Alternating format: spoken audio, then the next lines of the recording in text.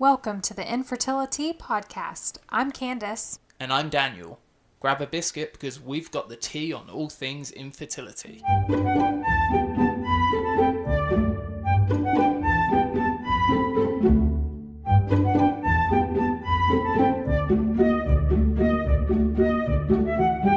If you're enjoying the podcast, please give us a 5-star rating and leave us a review. This helps others find our podcast and get even more information about coping with infertility. Also, if you'd like to stay up to date with our story, you can follow me on Instagram at Operation Baby Bump.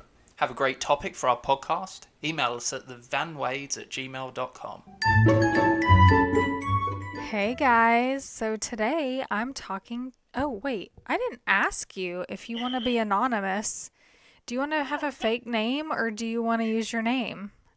You can use my name. Okay, let's use your... Oh, I like your name, but you just don't know how to spell it. That's I like that variety. That's the only problem with your name.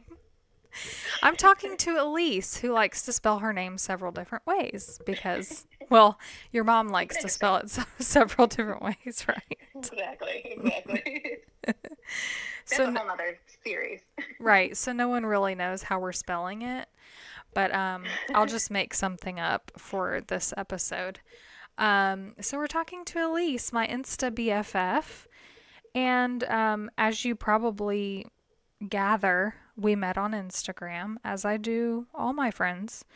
And Elise is a very special person because she is a single and aspiring single mother by choice. And she wrote a really cool blog post about sperm donors on the infertility website. So if you want to go check that out, you can, but we're going to talk about that as well.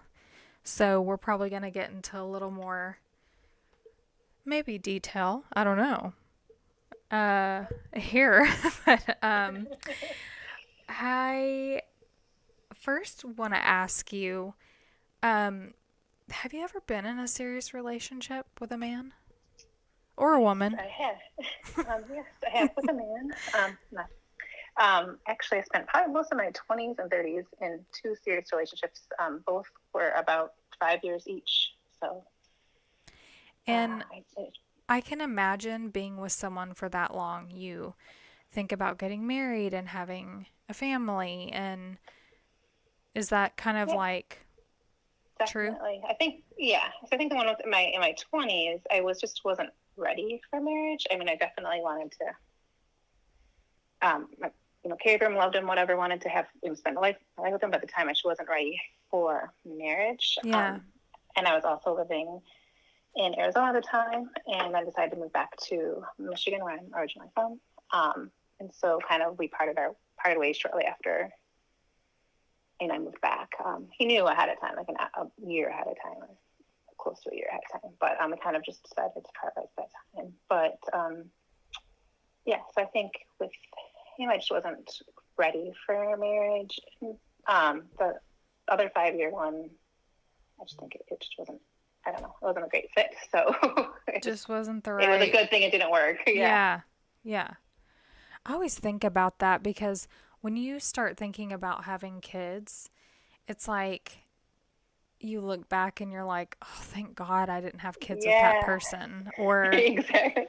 Because just being, having struggles with infertility, like I just can't imagine doing it with anyone else, like other than Daniel. Like it just... Yeah. It's funny you say that because, the second one, I was thinking like, oh, I would never been able to do any infertility stuff. I think it would have been like, nope, just didn't work out, or, whatever the case may be. So yes, 100%. Yeah. Well, and then you kind of moved on from those relationships, and when did you decide you wanted to have kids just by yourself? So, 2 things. So when I was 34, I ended up doing an egg retrieval and just to egg bank because I knew I wanted to have kids. Mm-hmm. I knew I was getting older, and that whole, 35 and kind of your eggs aren't as healthy or whatever. So I was like, okay, once I hit 35 or once I hit 35, I could have some issues. So at 34, I decided to see a fertility specialist and went to a fertility clinic and ended up doing a retrieval, and I think we got 8 eggs frozen. So those are frozen, and they remain frozen because I kind of decided that I'd want those for a second child. Yeah.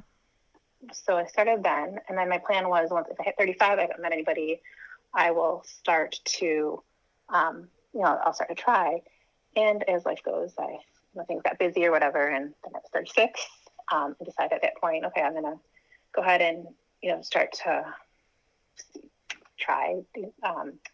And I would say I think it was the fall when I was 36. The fall, I remember what year it was.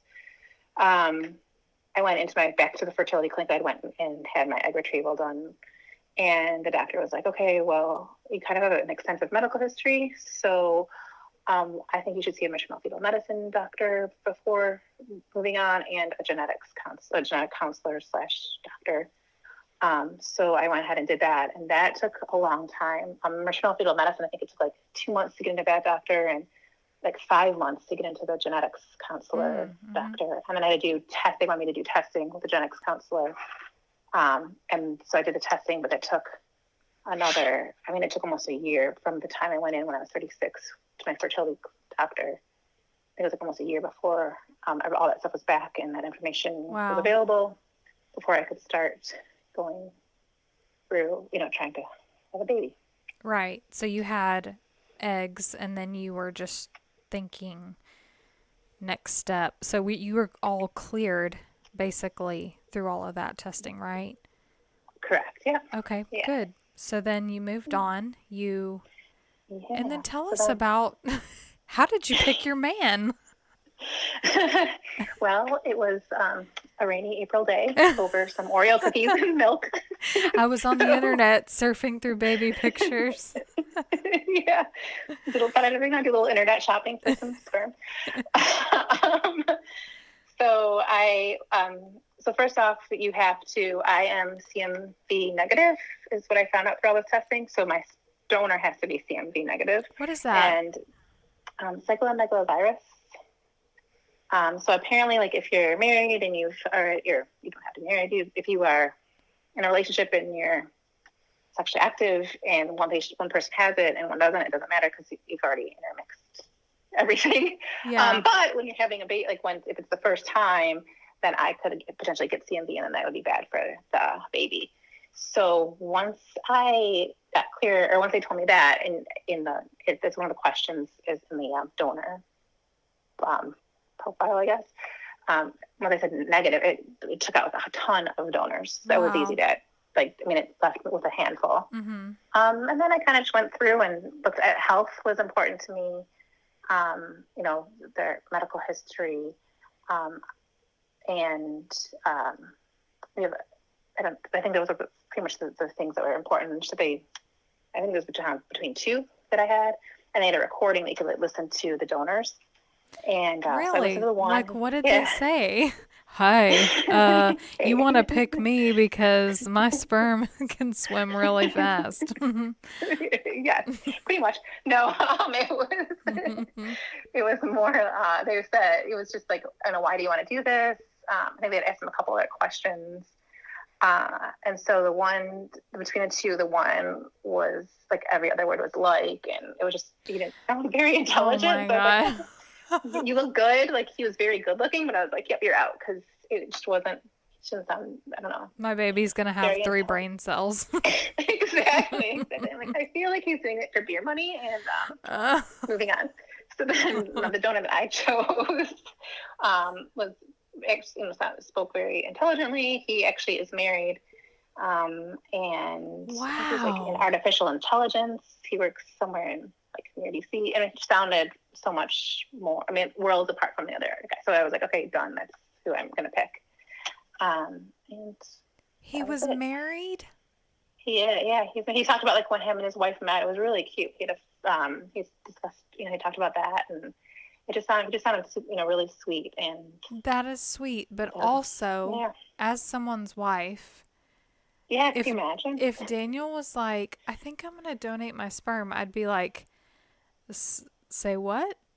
I'd be like, why? Why would you, Yeah. I would love to I think know it's his really story. cool. Yeah. I mean, it sounds very cool. But then it was funny. So during like, I started out with IUIs, and first of all, the sperm is really expensive. I mean, I think it was like 950 or 995. It's been a while, sorry, but $995 for a vial, and then you could pay for it to be shipped and stored and all that other fun stuff. And Do you know when how I do my many IUI, sperm are in a vial? Did they tell you, yeah, that's what I was like, gonna, yeah. the So when I would concentration? go in, yes, I go in and they'd show, they'd have the vial, and then I have to sign off that it's the right donor, and then it would say how much sperm, how many sperm are in it. Mm-hmm. So the first one, I think it was like 47,000. It was a ton. And but literally they bring that vial out, and it's like the size of a pea. Like the bottom of the vial is just a teeny little like drip of semen. I'm like, seriously, that's like $950. Liquid Like, gold. right. I was like, I will, if I'm ever intimate again, I will never look at them and be like, let's pack that crap up. That's like a good 2,000 you're sitting on right there. Yeah. So it's kind of crazy how expensive it is. Yeah, because But they, then, so, before an IUI, I remember when we did our IUI, they washed and yeah, like did a centrifuge thing with Daniel's sperm, and they like concentrate it all the way down. And so they yeah, take the sperm out of the semen. And so, yeah, it yeah, is like a drop.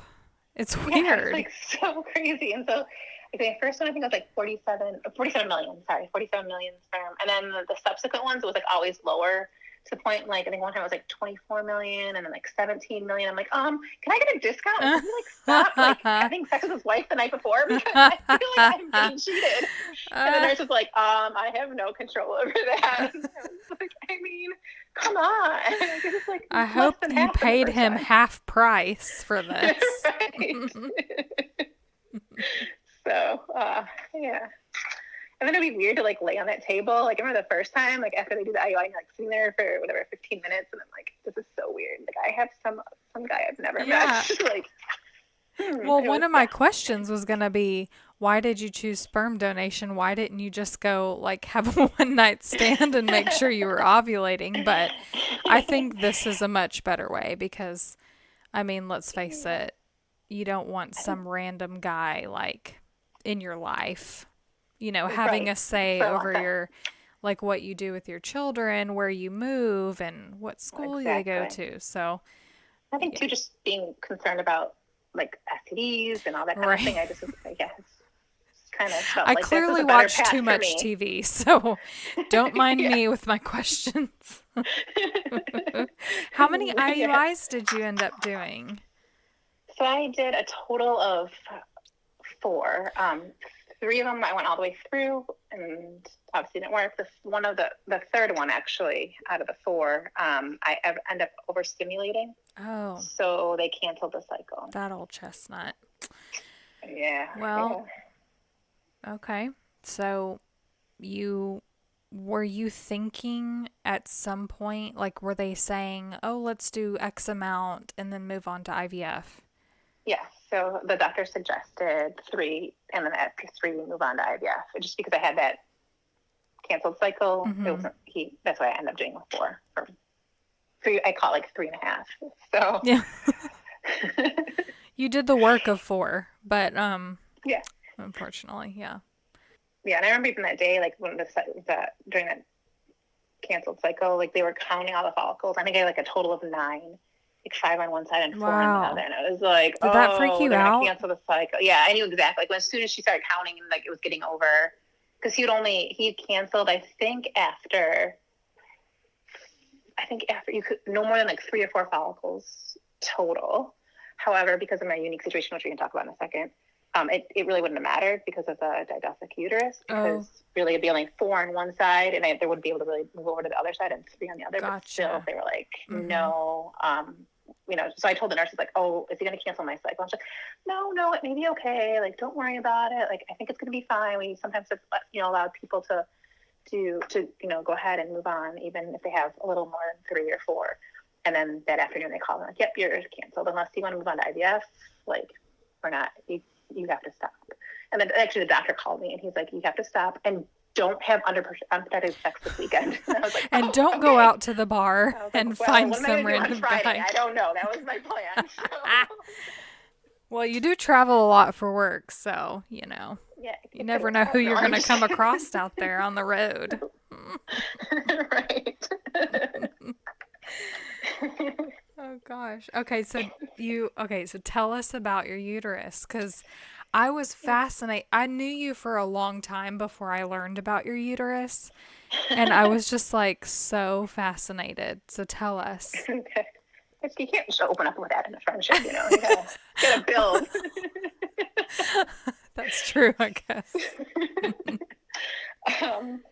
So I can start from the beginning. So when I was born with umbilical, which means that like my digestive organs were outside of my stomach, in a little nice little sack outside of my stomach when I was born. So they didn't know, it was like in the 80s, so they didn't know that ahead of time. So I was born, they, I guess, put a bunch of towels over my stomach and then rushed me off to surgery to close everything up. So so the umbilical is like a center issue. Then I was born with a hole in my heart and the aortic valve, which is also some sort of a center issue. And then my uterus, didelphys. So basically it never fused fully together. So I have a left side of my uterus and a right side of my uterus that both have their own cervix. So like one vaginal canal, two cervices, one goes to the right, one goes to the left, and then everything else, two fallopian tube on each side and an ovary on each side. And yeah, so.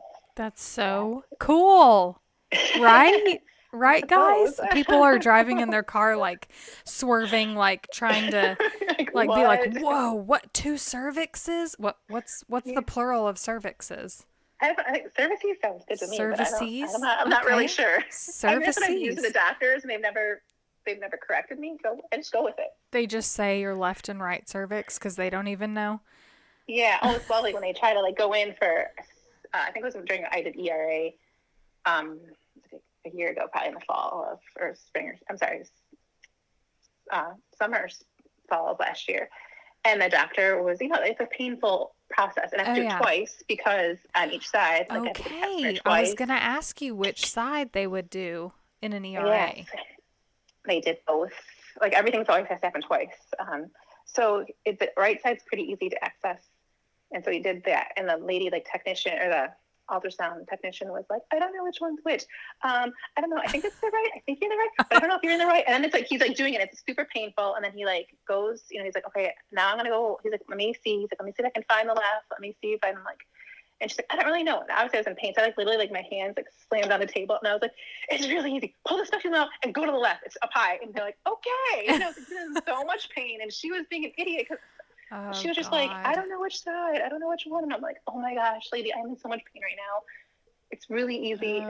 You're in the right. So it was really funny. Even the doctor was like, I got it. It's fine. And I was like, sorry to yell at all of you. I just, this banter back and forth is just not. Yeah. So one of the questions I was going to ask you was, when did you know that you were going to have issues? Was it kind of earlier on in your life because you have that unique uterus? Did you feel like that was going to be something that maybe stood in your way of getting pregnant easily? Yes. So when I was 18, I always had like, from 16 on, I had really heavy periods and really long periods where they'd be like 6 or 8 weeks at a time. Really heavy. I mean, it's somebody that couldn't even go to school because it was too heavy. And because you're bleeding out of 2 uteruses. Bless your heart. Right. God bless you. So, so they would. So I think about 18, my mom took me to like an OBGYN, and she's like, let's do some exploratory surgery. Like maybe you may have endometriosis. We're gonna check and see. And literally, as soon as she went in, she was like, "Oh, this is beyond my like knowledge base. You're gonna have to go see a specialist." So at that point, she knew that I had a didelphys uterus, and then we also realized that I had the 2 cervices. So she stopped everything, and then actually referred me to, I think he was a fertility doctor, or reproductive. I mean, he probably was a reproductive endocrinologist. So It was was way it back like when. she was doing like a hysteroscopy Yeah, just a scope. exploratory? Mm-hmm. Okay, like a scope. The scope. Okay. Yeah, Okay. yeah. Wow. So when from there, she was like, "You're gonna have a hard time getting pregnant." And so at that point, I knew that there was gonna, it was gonna be a challenge, Mm-hmm. even if it was not right, naturally. I feel like So, knowing that early on in your life is like it gives you so much time to have a perspective on it, like yeah, okay, I know this is going to be something that I'm going to face. This is a challenge that I'm going to have to overcome eventually. And it wasn't just like sprung on you. Like, yeah, you yeah, had some yeah. We time. kind of a lot of years, yeah, several years to come to terms with it. Yes, So that's so good. it was You were good. armed with that information. So when you're going through, you did the 3.5 IUIs. And then Hmm. when you moved on to IVF, did you feel like you were kind of, okay, this is where I get pregnant? Yeah, so I think and I don't know if you went through this too. Like you go through your first IVF cycle. And it's like IVF bliss. Like you're like, this is it. Yeah, Like I'm just gonna get pregnant. It's gonna be great. And it's so funny because I go into like, absolutely. and like I don't know if you've noticed. Like I don't know if that when you went into like the clinic. When I go back into my fertility clinic, you could always tell like the couples or the people that were doing IVF for the first time. Like, oh, that was such a nice time. Like Yeah. being at bliss. And Yes. I hope and pray it works for you the first time because it Yeah. sucks when it doesn't. Yeah. But yeah, so it was always kind of funny. So yeah, the first time it was December of 2017. I did my first IVF cycle, and I chose to do a fresh transfer. So I did the retrieval was on the 18th, and then the transfer was on the 23rd. And I only had one. I don't remember how many eggs total, but on the day of the transfer, there was only one fair-looking embryo that they ended up transferring. And how did they pick Yeah. which side of the uterus to put it in? So yeah, so we had done all my IUIs on the right side, Mm-hmm. and so I wanted to do left because the right side wasn't working. Mm-hmm. And so we were planning to do left, and right before he was ready to get ready to transfer, he's like, "Oh, there's a little bit of, I think there's like a little bit of blood on my left side," and he's like, "It's probably just from because I was doing the endometrium suppositories or whatever." So he's like, "It's probably from the endometrium, but it's he's like, I'm gonna go right." And I was like, "Okay." So he did the right side, and yeah. I felt like I was pregnant, but I think it could have been obviously progesterone as well. Yeah. And Stupid then I think, progesterone. yeah, and then I think New Year's Day I woke up with a pretty heavy period, and then I think the July, oh my gosh, January 2nd, I had to go in for my beta, even though I was bleeding like crazy, and I like literally cried all the way there. I cried Yeah. in the office. I cried after that, and I think they like the poor guy taking my blood. I was like crying so hard, and I was like shaking, and he's like, "So how was your New Year's?" I'm like, "I've been better." Uh, And so I felt so bad because he was like, I don't think he knew what to do with me, and I was like, "I'm sorry, I just can't stop crying." And then yeah, they called and like, "Yeah, it didn't work." So that was the first one. The second one, I decided to do PGS testing, and so I went through the retrieval, and I decided at that point I was going to do a frozen embryo transfer just because of PGS testing, and then still the cramping and everything you get after retrieval. mm-hmm. I figured maybe if my body's more, it hasn't gone through all of that, then Right. maybe more susceptible to work for a transfer. And my embryos or eggs to embryos have a really hard time getting from like day 2 or 3 to day 5 blastocyst. It just doesn't. They kind of fizzle out usually between day 3 and 4. So I think I had 3 or 5, maybe probably 3 blastocysts, and they were able to be tested, which was great. But they all came back abnormal, and that the RE I was going to at the time is blinded to mosaic. So if anything is anything other than perfect, it's just a no. They're not healthy. So so nothing. It didn't work, or there was nothing to transfer. Yeah. So then we did a third cycle, and that one was the hardest. I wasn't responding as well as I had previously. He switched up since I wasn't going to do a fresh transfer. He switched up from Ovidrel to Lupron, and I did my Lupron trigger, and he doesn't do like a LH surge. He doesn't check for your LH surge the next day after your trigger shot. So I went in to do my retrieval the following 36 hours later, whatever it is. And he went in to do the retrieval. He went on my left side, left ovary, which was the one that had produced more. And the trigger didn't work. So as soon as he went in, the whole ovary filled up with blood and was unretrievable. Oh, God. So, yeah. So he stopped. He had them do an LH surge. You know, they did to see if I had an LH surge. They took blood, and I didn't. And so he woke me up to tell me that. I was obviously devastated. And he said, "Okay, well, we can do another trigger shot tonight, and just hope and pray that tomorrow, you know, you don't ovulate before we can come and do another retrieval." And so I did the trigger shot, and then, you know, 2 days later, went in for the retrieval. And he could retrieve out of the left side, and I think he only got like 5 eggs, and none of them made it past day 3. Oh, my So God. that was probably the hardest. It was just wasting a cycle, basically. Yeah. And then knowing we could have taken a blood test ahead of time and would have been able to know that, hey, it didn't work, let's do another trigger, was pretty rough. So during that WTF appointment, Right. I was also concerned about my thyroid, because my thyroid TSH was at a 4. But he's like, nope, that's totally normal. It's fine. We don't need that. He wanted to do the same thing we had been doing all the previous cycles, which wasn't working. And just going into the office between the failed IVF, you know, the failed beta, or the failed fresh transfer, and all the retrievals I had, it was really hard. Like literally every time I would go there, I would just cry all the way. And it's like a 45-minute drive from my house. So it's like I would just cry all the way there. I'd like try to hold myself together to get to the office and get whatever done that I need to get done. And then I'd cry all the way home, and I'm like, this is just not working for me anymore. I need to move on. Yeah. So I moved on to a new clinic and did another retrieval and got 1 healthy embryo, and then did a second retrieval, and they got 3 healthy embryos. So then I had 4 healthy embryos altogether. So you've done 5 rounds of IVF. I think 6 actually altogether, because of I'm not good at math. the retrieval. No, it's okay. The 6. So I did that's when I was right. 34. Yes. Yeah, so I did 6, and if you count retrievals, I've done 7 because of the botched. Good God.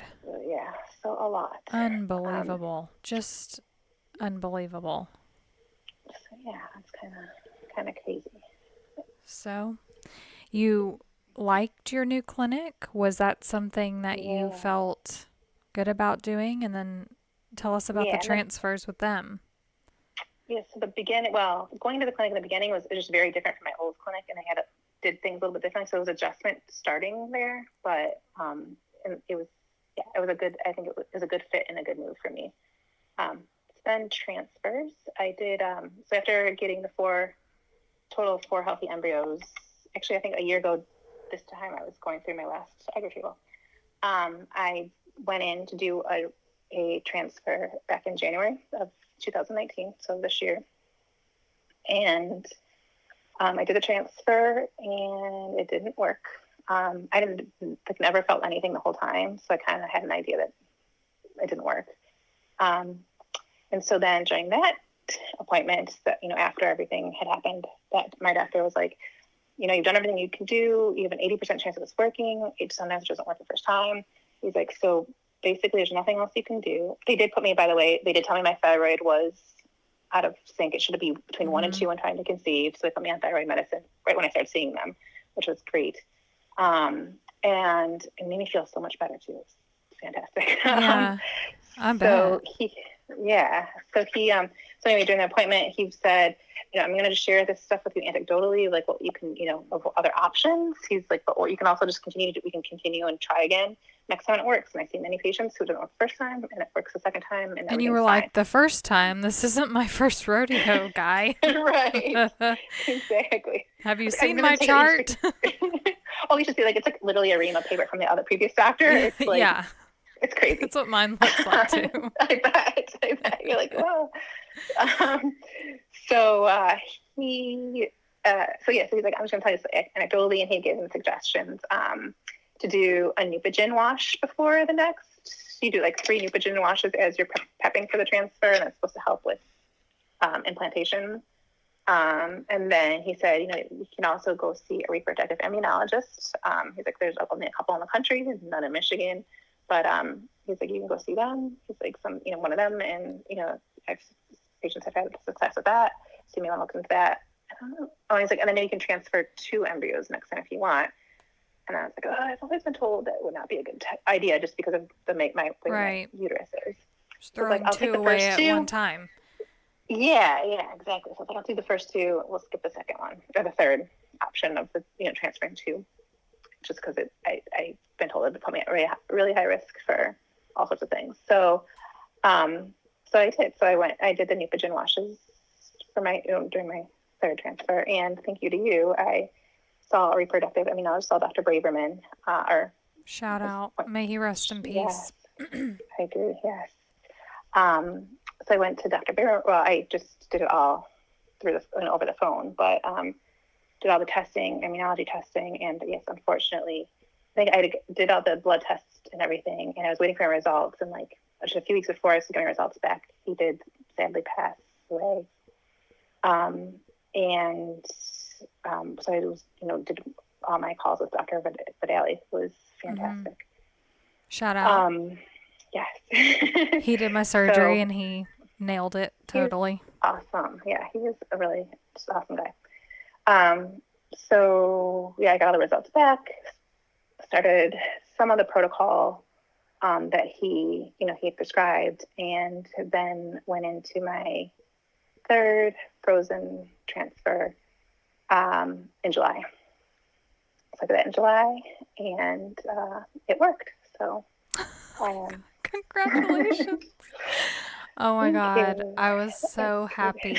I was so happy. Just like, I always feel happy. Like, there's another person who I was like, listen, like, they've been through hell just like me, just like you. And I was like, listen, just what, you have nothing to lose by going to see Dr. Braverman. And she couldn't get in with his office, so she saw a different reproductive immunologist and got pregnant. So I feel like anyone who's been through it so many times, like, just go take the, like, I know it's expensive, expensive, but doing another cycle, like, just like I even, when I found out that I was pregnant, Dr. Vidali, I texted him and I was like, this big, long, very emotional note of like, thank you so much. Like, you have made my dream, lifelong dream come true. And I truly attribute it to, what your protocol and what you did. Yeah.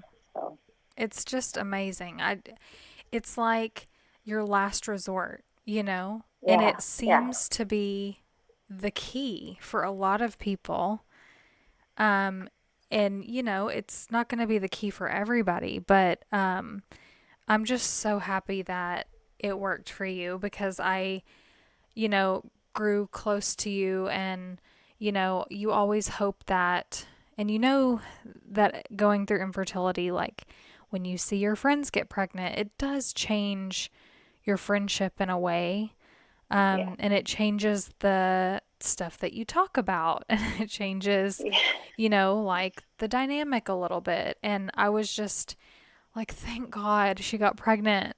Like, I'm so happy, because now we can just be pregnant together and like talk about pregnancy and, enjoy these times in our lives together. And so I'm just so happy well, that sounded really selfish of me. Like, I was happy you got pregnant for me.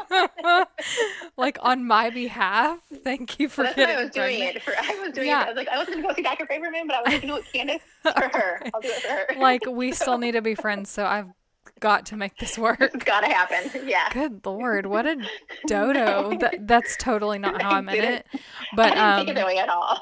I You've been an awesome, like, hey, this is going on. Is this normal? Or, hey, this is happening. Can you suggest a pregnancy pill? I mean, you've been awesome. It's been so nice to have someone who's just recently going through, just kind of a few months ahead of me to talk to. Yeah. And I'm just so happy, because like, when you go through hell, like, you start to feel like okay, it's just not gonna happen. Like this is just it's Yeah. just not meant to be. Like I've done Mhm. everything I can do. And to go through all of that and then finally it works for you. Like it Yeah. is just the weirdest feeling. And Elise and I were talking a little bit before I started recording, and we were just talking about how, you go on for so long and then it's like you feel like it's never going to happen. And then when it does, you just don't believe it. Like, no matter how many ultrasounds you go through, no matter how many, pregnancy symptoms you have, it starts to feel like it's not happening to you. It's just a Yeah. strange feeling. It is. It's just, yeah. I feel like I'm always in, like I'm living a dream or in somebody else's shoes. Like this is just not. It's just not real. So Yeah. Well, yeah, I'm just it so is. It's happy for crazy. you. Like, Yeah. I Like, mean, I don't know how the listeners are feeling. Some people are in their car going, "Oh, congratulations." yeah. I think that's been hard too. Like I haven't, I've just telling people, especially with friends who are going through it. That I have a couple of friends here that I see that are local, and I remember telling them, and a couple of them like, "Oh, where are you? What are you doing with it?" And I'm like, "Oh, I feel so like bittersweet about it, or Right. feel I don't know, just so you feel so because you're like I know how it is. Like I've been there." And I think different people perceive it differently, or take it differently, or have different outlooks, and so you're just like, I'm sorry, but I'm pregnant. I don't know, Yeah. just it's such a hard Yeah. line to Mhm. um, to kind of balance, I guess. And you kept your journey really secret. Like your Yeah, Instagram doesn't show your pretty face. sparse. Like, yeah, it's like, you know, you you're just kind of anonymous on Instagram, and thank goodness like we've connected even though you're anonymous, and we got to know each other. But I am wondering, like, did you keep it secret from your whole family? Did you tell some family, some friends? Like, tell us about that. Yeah, so I did keep it pretty secret. My mom and aunt have been my biggest support system, and I'm very close with them. So they knew about my first IUI. I don't remember if they even, I think they may have came with me. It was so long ago now. And it kind of all runs together. Yeah. So my first IUI, they probably would come. Um, and then when that didn't work, my second, third, and fourth, I didn't tell. Like I just did it on my own. I think just because of just the having to say it didn't work and all that other stuff, I just wanted to do it on my own. And just the stress Yeah. of like my mom, yeah, I was super supportive, but she's like, "Are you okay? Is everything okay?" Again, like between it all, just like Being a stressed me out mom. more, like Yeah. through it. Like she's just being a mom, Yeah. but it just stresses me out more. And so I was like, I'm just gonna keep it in, I'm just gonna do this on my own and see how it goes. So I didn't share any of that. And then when I was doing my IVF, my first IVF cycle, I told my mom, and I told her like everything else I had been through with the IUIs, and she was like, "Why didn't you?" I think she was just like, "Why didn't you tell me?" And I was like, "I just wanted to do it on my own." And so for my first IVF cycle, she was there with my aunt as well. They took me I think the subsequent IVF cycles now came. For the retrieval, you can't drive home or anything, so they Right. did it. They came in for and they were part of all of that. But I was just doing IVF cycles. I wasn't transferring because I didn't have anything to transfer. Mm-hmm. And then so they knew up until July. I think I did the July one in 2018. And then that was at the new clinic. And then the last one I had done at the new clinic, I did on my own. Like nobody knew about it. I just went through and did You it. didn't And tell them. Oh my I God. did not. I had like a friend drive me. And that one I actually ended up having OHSS, so I remember that night I went, they knew already, like the doctor knew already. So he's like, "You're going to probably have it." We really overstimulated just because the most eggs for most bang for our Yeah. buck. Yeah. And so they knew going into it that I was probably going to have OHSS. So he put me on meds. And he, and so that night I remember I started the meds for OHSS. And that night I was like for like an hour, I was like in so much pain. I was like, "Oh my gosh, I'm going to go to the hospital. I'm going to have to tell I'm going to call my mom and tell her what's going on and Right. what's going to happen." And it was fine. Like the pain, the pain was bad, but the pain was like really, really bad for a couple hours. And then it fizzled out. It was okay. Um, But that was the first one I was like, oh, I didn't say anything, and I'm going to have to come clean and whatnot. So then, in the first transfer in January, nobody knew about that I'd done it, and I didn't really share. Like, again, I had a friend take me to do the transfer, and I didn't really share with many people. And I think it's just because when it doesn't work and you have to go through and tell everyone, it's just like you already feel miserable, and they're like, people are super sweet, and they're like, hey, how is everything okay? Are you okay? You know what I mean?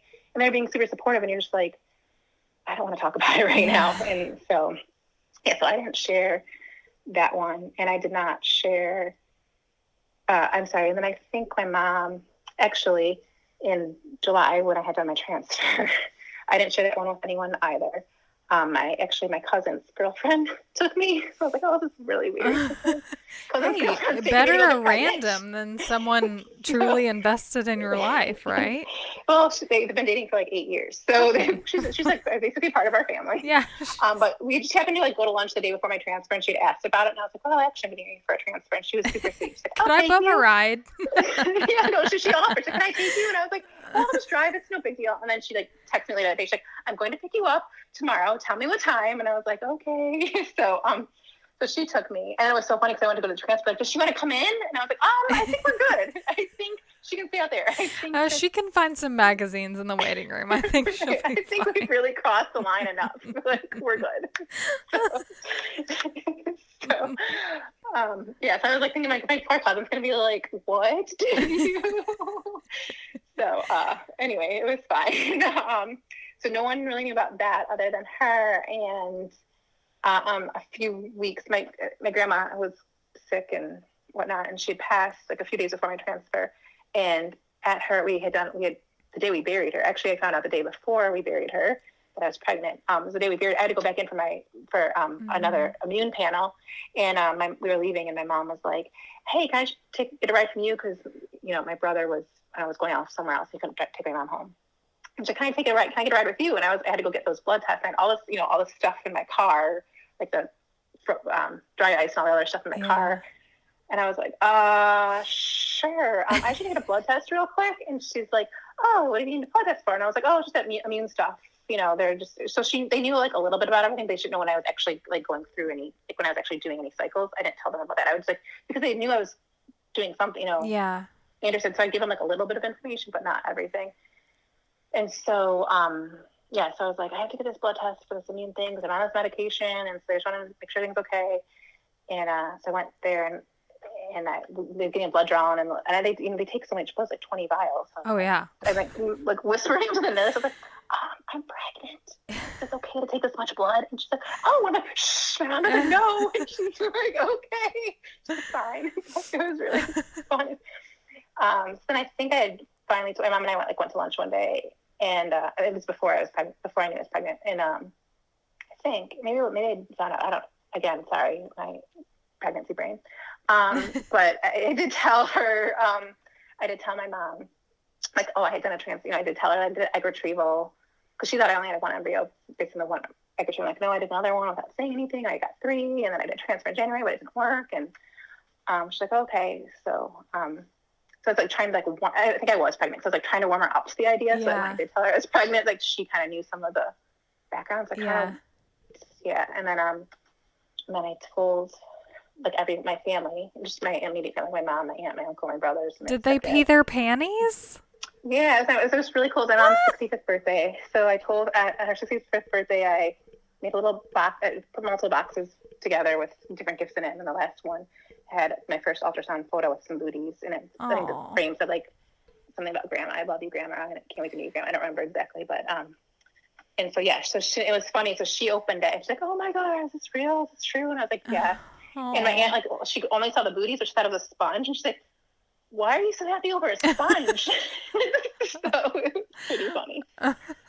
This is the best sponge. It was on Shark Tank. Like, I'm so happy. It's really hard to get. I know. I've been trying for years. Oh my gosh. Well, that's so sweet that you got to tell them. And finally, after all this time and them seeing you go through all of that, and you're finally here, it's just like, I'm sure they feel so relieved because I know that like our families carry that Yeah. stress like that in the back of their hearts, and they're just like, oh, well, we pray for you all the time, and they Yeah. probably feel so helpless because there's literally nothing they can do. I mean, there's nothing Yeah. we can do. I mean, we're doing everything we can, but seeing your loved one like go through that is hard too. Yeah. So they feel Definitely. it. Yeah. Yeah. I know even my aunt was like, when are you gonna stop? Like, when's enough gonna be enough? Like, it's so hard to see you go through this. Yeah. Like, when are you gonna? Is there a stopping point, or what do you? I'm like, I just kind of go with, I don't feel like I'm done yet. Right. And But yeah, thank goodness you weren't done, because now you are pregnant and yeah. you're going. So like your boss and your coworker didn't know, Yeah. because we've had many conversations about this. Yeah. Um So and you yeah. travel a lot. Tell us, you travel a lot with Yeah. this man, right? Your Correct. coworker. Yes. It sounds so scandalous. Yeah. Yeah. So another big reason why I've kind of kept anonymous on Instagram is because work didn't know that I was going through everything. But I did tell my the gentleman I would travel with all the time, and so depending on the way it works, is depending on the project, we have a huge, the company is huge, it's like over 300 people. So depending on the project you're in, you could be working with different people. So this project that I'm currently on, I'm working just with one person, and we, since we travel mostly together. He lives in another state, but he connects in Detroit, and then we fly to the client site, which is in Maine. We share a car. We're on the same projects. We have the same meetings, everything. So we literally spend like the entire day together. Like we have breakfast in the morning. Basically, we'll see each other in the hotel. So we eat breakfast together. We have lunch together because we're working, and at dinner, And he's married, right? Yeah. He is married. He has kids. How does his wife He's a feel little bit about older. him spending so much time with this hot young thing? Well, he is older. He's an older woman, and I mean, this is part of the nature of our business. So there's many men and women who are married, and you end up just spending a lot of time with your coworkers. So I think it's just, and he's been doing it a long time. So I think it's just, it's just second nature to them at this point. I'm just a jealous woman, so I like to ask these questions like, oh, you had breakfast with some woman? Yeah, it was really but Daniel's awesome. jealous too, so it works out. I had some yogurt. We talked about our upcoming meeting. Right. Did you go into her hotel room to borrow a bar of soap? We've never been into their hotel rooms, so it's always been professional. So, are your hotel rooms adjacent? With a door in between? Yeah. No, not like that at all. No, I'm just a freak. And again, I watch too much TV and probably too many Lifetime movies. So I mean, it probably happens, but I have never been part of any of that or have been heard of any of it. But I'm sure it happens. But not that I know. I mean, not that I'm aware of. But I'm not naive either. Right. So yeah. So it's been really hard because I've like a couple times. The immunology testing, they only do it usually between Tuesday and Thursdays, and I travel Monday through Thursday. So there have been two times where I had to have the immunology blood test at the hotel. Like, they come to you and whatnot. So I had to tell them, like, I have to and you're letting some woman with a big bag of needles in your room, and he's like walking down the hall going, what the hell's going on? And I was thinking about like the phlebotomist. I'm like, does she not think we're just coming to a hotel, like up to a room to take some blood? My gosh. There's so many things that are so weird about the situation. But hey, they do like IVs and stuff, like travel phlebotomists. Like my friend, she got super drunk in Vegas one time, and she got like an IV, like someone to come to her hotel room. Yeah. Wow. And it was like she had an IV to like be alive again because she was like on her deathbed or something. That's probably standard in Vegas. Yeah, so I mean, I'm I sure these people are like, oh, this is probably the least weirdest thing I've ever done in a hotel. Well, the first thing was like, oh yeah, I had to do this before because, there's different islands where we at Maine. She's like, some people like the ferry, the ferry like takes 2 hours every 2 hours. It's too much for me to like wait 2 hours if it only takes 5 minutes to do take some blood. So I'll have them come over to me. And she actually told a funny story. She's like, I'll have them come over to me. And she's like, a couple weeks ago, there's this older gentleman, and I met him at a hotel, and he's like checking in so he can take his blood. And so he checks in, and he's like, don't worry, we only need the room for about 15, 20 minutes. And she's like, oh, do you realize what it sounds Oh my gosh. She was like, it was really embarrassing. And I was like, oh, that's funny. Some hotels will not agree to that. Especially the nicer ones. Exactly. So I don't know what kind of hotels that was at, but it was really funny. So, so he knew, and plus just all I travel with my meds. So, and I do like, for like the shots and stuff, I would do a hand check through TSA. So he would have to wait because I had to pull out my meds, and they would hand check the, progesterone and the Lovenox or whatever. Yeah. So he knew that there was something going on, and I always felt like I'm okay, it's fine, like, don't worry about it. And so finally last week I told him, and it was kind of funny. So I don't think he suspected anything. So even my family was like, do you think he suspects anything? I'm like, I'm a single girl, so I don't think he has any idea that I'm pregnant. And guys don't think that way. Like, guys would never be creative enough to think that, oh, well, she could if she wanted to go do IVF and get pregnant. Guys are just... Guys, like, they need me, right? So. Right. Yeah. And he probably knows you well enough to know that you're not the type of woman to go out and just, like, get pregnant by somebody that you're not dating. Exactly. Yeah. Right. And he knows I'm not dating. Yeah. So exactly. So last week I told him, and he's like, he probably said wow 75 times. I'm not exaggerating. So he was super sweet, and literally out of all, he has been super supportive, and I could probably not ask for a better coworker to be able to have a situation going on with. He's been really great. In fact, like one day before he knew I was pregnant, like one of the days we were, came into the airport, and he, like I said, he connects. So he's like, oh, I'm on my way to that gate. And he's like, here. And he has like a bag of Chick-fil-A and fries. I'm like, oh, you are so bless amazing. This man. Like, who is he? You are the most amazing person. And I literally like scarfed them down. I'm like, he's got to be like, number one, what is your, because like the early pregnancy, you're just like, everything is in your, like, well, and the prednisone. Shoving them in. Yeah, and prednisone, exactly. So it's like, this is the greatest thing in the world. Prednisone equals human garbage disposal. That's how I was, so. Yeah, it's like I could not get food in my mouth fast enough. And then being single, like alone, I'm like, if anyone ever saw me right now and the way I'm eating, literally like food on the table, I'm like, I don't even care. I just need to get it in my mouth right now. This is the most unattractive, like, I don't even care. Before anyone knew I was pregnant at work, I would run into this one nurse. Like, I was eating every 2 hours. Like, literally, I would heat up soup at like 10 a.m. and I would run into this one nurse in the bathroom. Well, our bathroom is like right off our kitchen, which is so like sanitary. Yeah, it's disgusting. Because when you're like in there peeing and people are like heating up their food, like you are like, well, I better hurry this up or else they'll think I'm doing something else. Which I don't care what they think I'm doing in there. But anyways, I kept running into this one nurse, and she was like, oh, like she was like, oh, hungry again. And I was just like, yeah, I have to keep eating or I'll die. Prednisone. Like, stop commenting, seriously. Oh Lord, prednisone. Turn around and heat up your. I know. Okay, so now you've told your boss, you've told your coworker.